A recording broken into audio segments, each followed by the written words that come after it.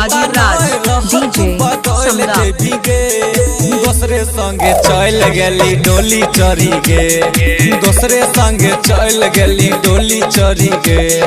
तोहर हमर रिश्ता के बीच में सब अड़ले रे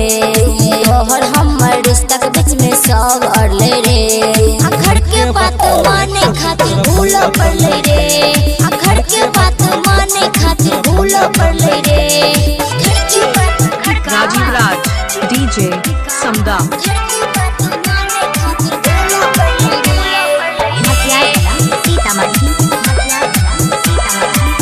तोरा खातिर हम सब दम सहलियो छोड़ देले तू गलती की कैलियो तोरा खातिर राजीव राज सब दम डीजे सहलियो समदा छोड़ देले तू गलती की कैलियो आंसू के पीबई केना के जीबई बोले न की हम कलियो कसूर गे बोले न हम गे कलियो कसूर गे एना नहीं बोले रे मर जेबो रे एना नहीं बोले रे मर जेबो रे तोहर जुदाई के अगिया में जाइर जेबो रे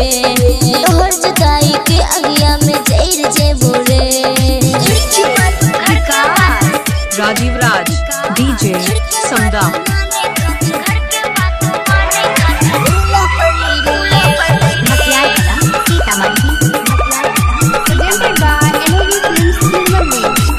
बन के रहो जब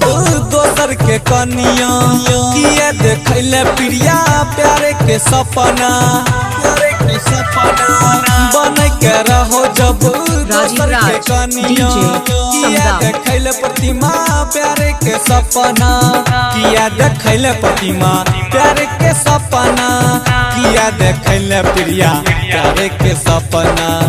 किया देखले प्रिया प्यारे के सपना अपन दुख बोल अमर जित ककरा कहबै रे अपन दुख बोल अमर जित ककरा कहबै रे सच कहै छो अंकित जाना खुश नहीं रहबै रे